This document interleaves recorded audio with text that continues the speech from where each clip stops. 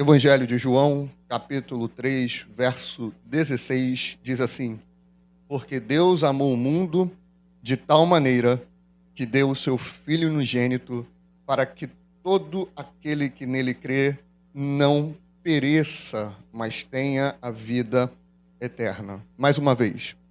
Porque Deus amou o mundo de tal maneira que deu o seu Filho unigênito para que todo aquele que nele crê não pereça, mas tenha a vida eterna. Pai, nós suplicamos que o Senhor abra a nossa mente para entendermos a Tua palavra e o nosso coração para crermos naquilo que será ministrado para a nossa vida, Pai amado. Passeia no nosso meio, faz a minha língua como a pena de um destro escritor e fala ao coração do Teu povo, assim nós oramos, em nome de Jesus. Amém e graças a Deus. Amém, irmãos? Amados, esse texto, que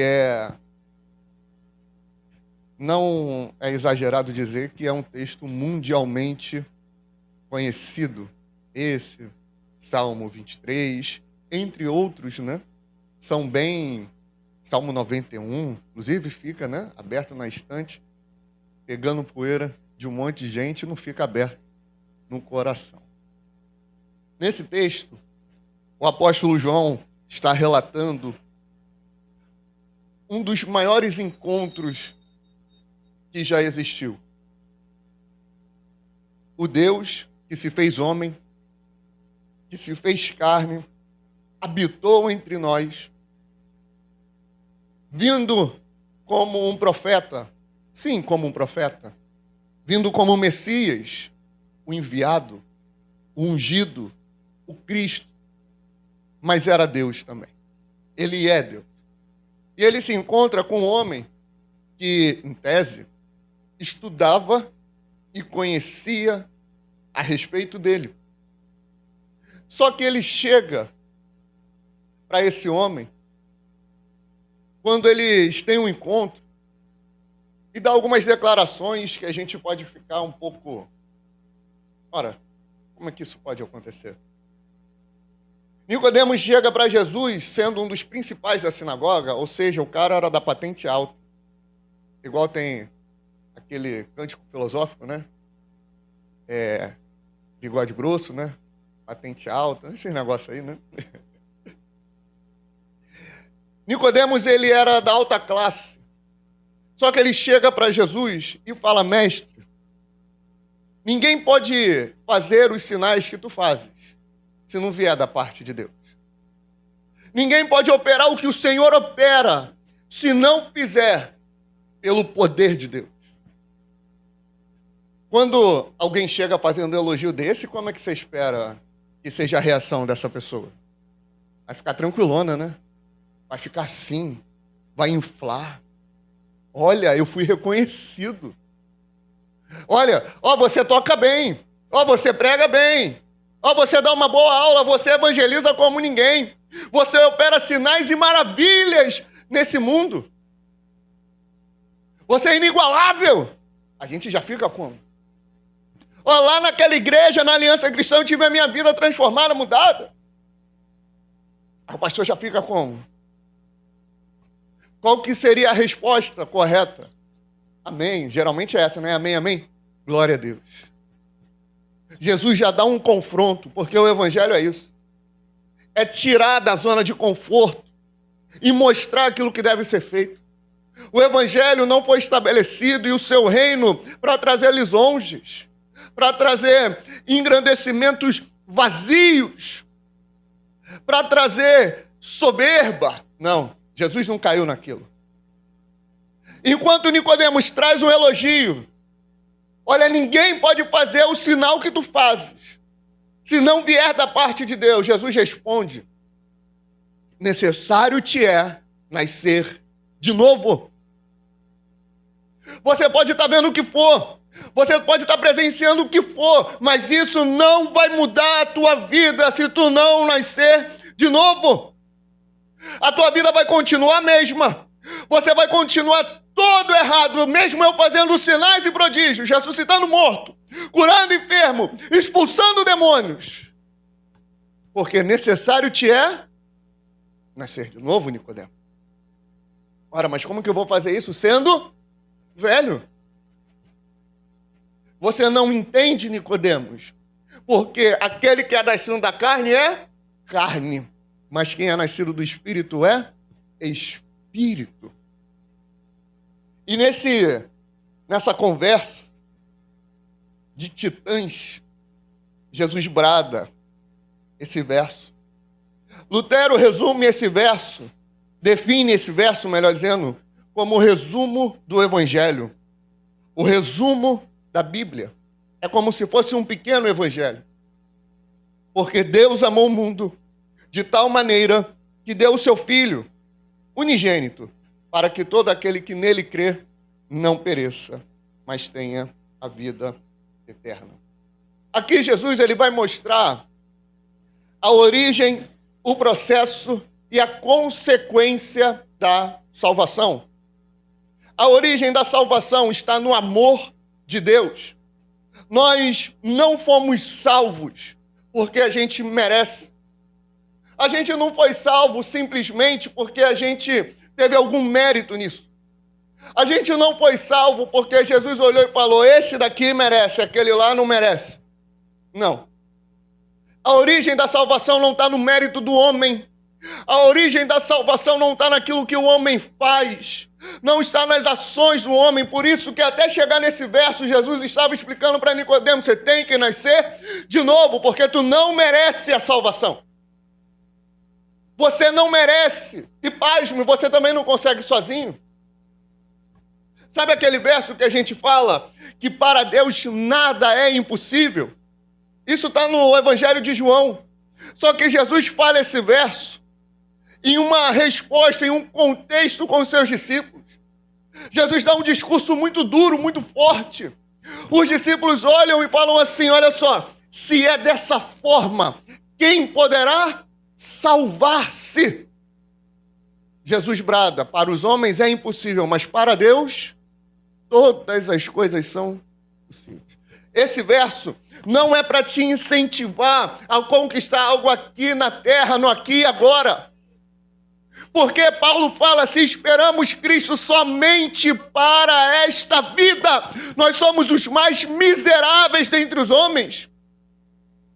Se nós olhamos para Cristo e olhamos para Ele e enxergamos nele apenas um benefício aqui na terra, nós somos miseráveis. Cristo não morreu para nos dar nenhuma bênção material.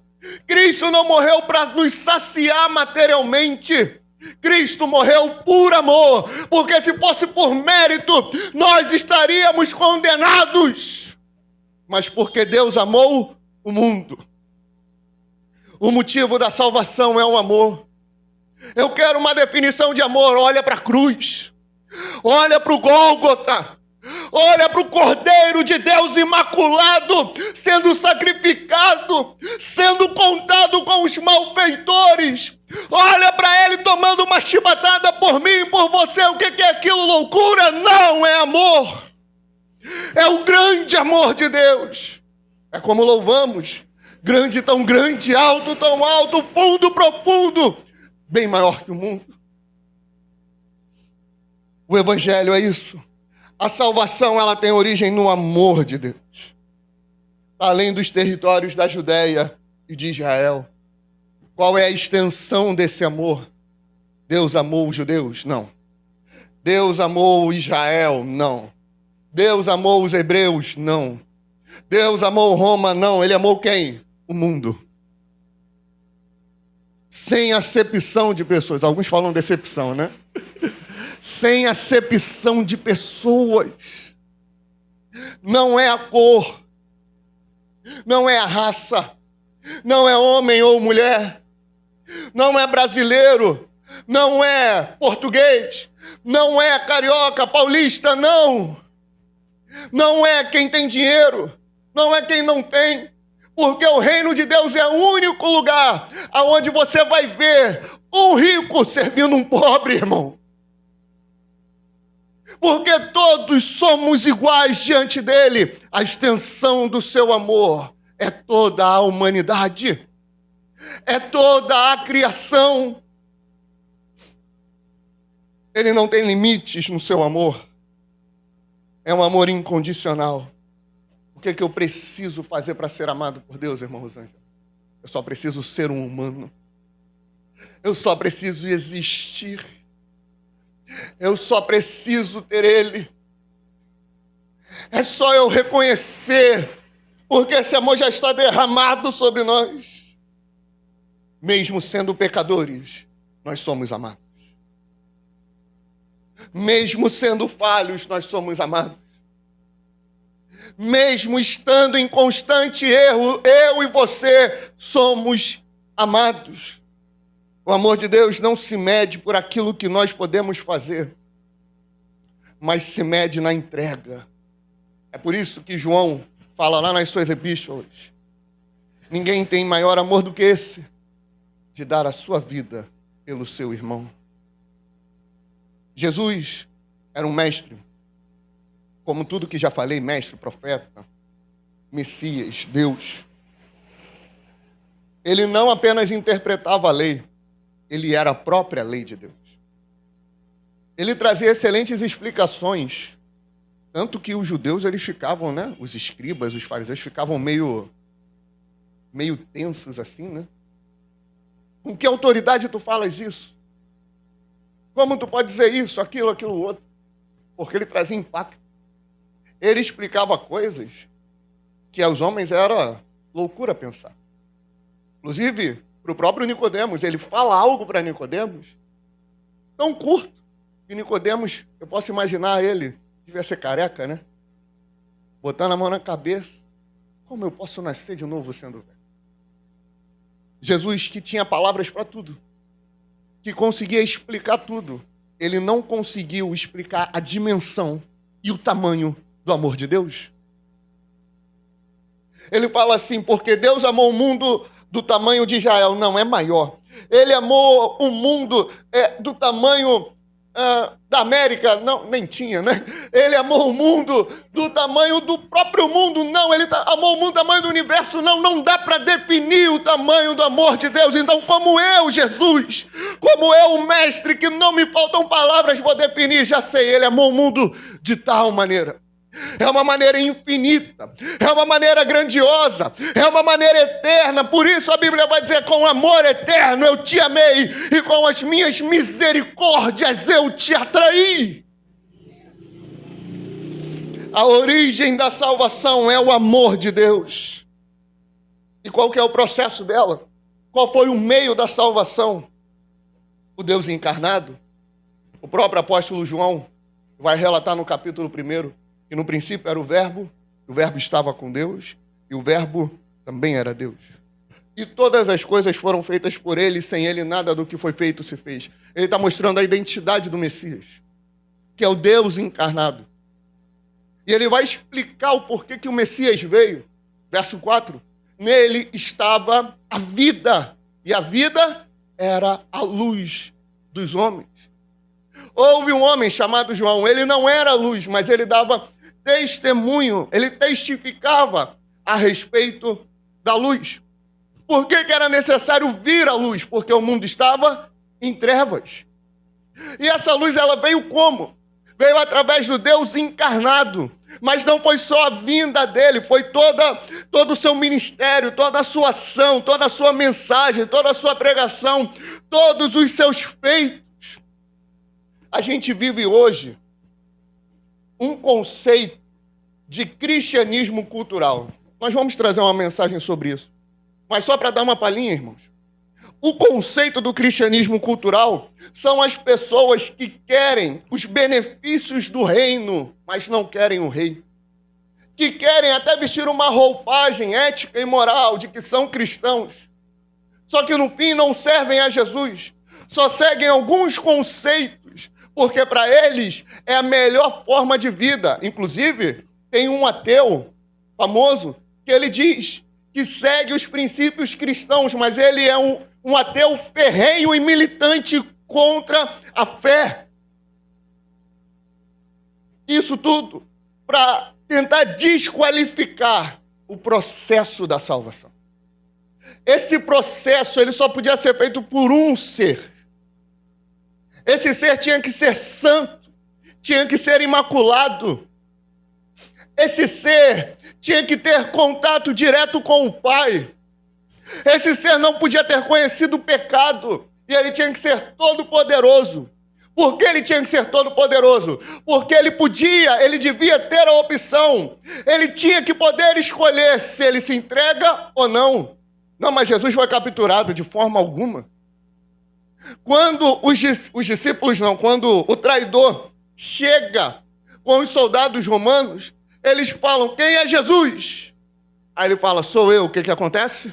Eles caem endemoniados. E torna a acontecer. E lá na frente, conversando com Pilatos, Pilatos vira para ele e fala, rapaz, seja político. Rapaz, joga na minha. Vem comigo que não tem erro. Aquele papinho de político, né? Vem aqui, fala isso, dá aquele discurso, você equivocou, você exagerou, e tá tudo bem. Você sabe, né, Jesus, que eu tenho o poder para te mandar soltar. Jesus responde para ele, nenhum poder você teria se do alto não fosse concedido. Eu dou a minha vida e como sou poderoso, eu torno a tomar. Esse mandamento eu recebi do meu Pai. Ele tinha que ser todo poderoso, para que ficasse evidente que ele se entregou por opção. Jesus se entregou por você porque ele quis, não é porque foi obrigado. Jesus se entregou por você por amor. Jesus se entregou por você porque era a única opção. Ele olha aquela opção e fala, eu vou me entregar. O Pai está irado contra a humanidade. A humanidade se revoltou contra ele. É necessário um sacrifício. O único qualificado, o eleito, o único que poderia, era Jesus. Era ele, em substituição à minha e à tua vida. Porque Paulo declara, o salário do pecado é a morte. Alguém tinha que morrer. Alguém tinha que ser entregue. Alguém tinha que saciar a ira de Deus. E esse foi Jesus. Esse é o processo da salvação. Qual é a origem da salvação? O amor de Deus. Qual é o processo? A entrega e o sacrifício do Filho de Deus. E quais são as consequências da salvação? Fé. Crer colocando sua confiança como discípulo. Fé, irmãos, não é só dizer eu acredito. Fé não é só dizer, não, Jesus, top, demais. Não, acredito nele, não é só isso. Fé é algo mais. Fé é apostar sua vida. Fé é tu entregar toda a tua vida a ele. Fé é você olhar para o sacrifício, que é o processo, olhar para a origem, que é o amor, e falar, eu me entrego a ele completamente, indubitavelmente, sempre e sempre serei dele. Não importa o que aconteça, eu confio nele, porque ele morreu por mim. Ele fez o que mais ninguém fez, porque ainda que uma mãe de leite se esqueça do seu filho, o Senhor não vai se esquecer de você. Ainda que o teu patrão te despreze, te jogue para a vala, te demita, ainda que tua esposa te abandone, ainda que o teu marido te traia, ainda que o filho rejeite você como pai, ainda que o teu pai te rejeite, o Senhor olha por você porque Ele te ama. Qual é a resposta que nós temos que dar? A fé. Confiança plena no poder de Deus. Convicção nele. A fé é o firme fundamento das coisas que se esperam, a certeza e a prova daquilo que se não vê. Pela fé, os antigos alcançaram a vitória no mundo. Antes de Jesus vir, Abraão, ele cria em quem? Em Jesus. Isaac cria em quem? Em Jesus. Jacó cria em quem? Em Jesus, porque eles criam no Messias que viria. Nós cremos no Messias que veio e morreu por nós. Por isso que sem fé é impossível. Impossível agradar a Deus. convicção no processo da salvação. Aqueles que vivem esse processo, que percebem a origem do amor de Deus, que crê nele, não vão perecer. Não vão ser condenados eternamente. O inferno é real, irmãos. O inferno é mais real do que eu e do que você. E ele é eterno. Ele não é aquele negócio de vai lá, passa um período. Você tem essa ideia, né? Dependendo do tanto que eu pequei, eu vou ficar 50 anos. Depende do juiz que está julgando, né? Tem juiz aí que bota a pena alta demais, né? Vou ficar 50, vou ficar 100, vou ficar 150, vou ficar 200 anos. Não é. Porque aquele que mata é igual diante de Deus àquele que adultera. Não é apenas um adúltero, um assassino, é um transgressor da lei, segundo Tiago. É por isso que precisamos de Jesus. Porque não conseguimos cumprir toda a lei, mas ele cumpriu por nós. Mas ele foi entregue em nosso lugar. Por isso, ele amou o mundo de tal maneira, ele entregou o seu Filho unigênito, para que todo aquele que nele crê não pereça. Não passaremos pela condenação eterna, mas vamos receber o quê? A vida eterna. Não seremos condenados, não vamos perecer. Recebemos a graça de Deus. A graça de Deus é infalível. A graça de Deus é irrevogável. A graça de Deus é legítima. A graça de Deus é eterna. Se você é salvo, você é salvo. Ah, mas eu pequei, eu caí, você é salvo. Não, então você está dizendo, pastor, que eu posso, já que eu sou salvo, eu posso viver minha vida pecando? Quem tem esse pensamento não foi salvo. O salvo em Cristo Jesus não suporta pecar. O salvo em Cristo Jesus não suporta tropeçar. Quando ele vai pecar, o Espírito já começa. Ei, rapaz, lembra o que eu fiz por você na cruz? Lembra todo o amor do Pai sobre a tua vida? Mas mesmo você rebelde pecando, ele vai lá e estende a mão para você, porque ele te ama. Ele estende a mão sobre a tua vida e fala: eu te perdoo, filho rebelde. Eu sou com você. É a graça de Deus. É a vida eterna, e vida eterna que começa aqui. A vida eterna não começa quando a gente parte dessa vida para outra. Jesus, ele orando, em João 17, fala assim: Pai, que eles conheçam a Ti, o único e verdadeiro Deus, e o Teu Filho a quem Tu enviaste, porque essa é a vida eterna. A vida eterna é ter relacionamento com Deus, é estar próximo de Deus, é ter comunhão com Deus. Essa é a vida eterna, irmãos. Então ela não começa quando a gente morre nesse corpo carnal. Ela começa com um novo nascimento. Quando a gente nasce de novo, aqui e agora, já está começando a nossa vida eterna. É por isso que a salvação é uma só. É por isso que a graça é uma só. É por isso que a eleição é uma só. Ela é irrevogável. Ela é infalível. Porque a graça veio através do sacrifício de Jesus. E é um sacrifício eficaz sobre a minha vida e a tua. Através da graça alcançamos arrependimento. Através da graça alcançamos fé. Através da graça alcançamos a justificação. Através da graça alcançamos a regeneração. E através da graça alcançamos a santificação no nome de Jesus. A graça não é desculpa para continuar pecando, pelo contrário, a graça nos dá poder para vencer o pecado. A graça nos dá autoridade para poder rejeitar o pecado. A graça nos dá força para poder escolher entre o bem e o mal. Escolhe, pois, a vida para que viva tu e a tua semente.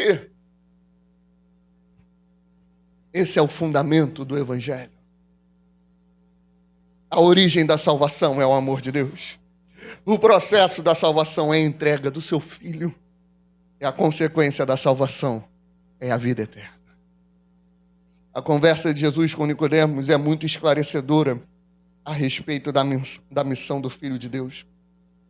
Ele veio salvar e não condenar. Ele veio para que creiam nele. Ele veio para trazer a vida eterna. Não há alternativas. Santos, anjos, demônios, entidades, ídolos, pessoa, pastor, padre, papa, cantor, gospel, político, rei, presidente, ninguém que pode salvar.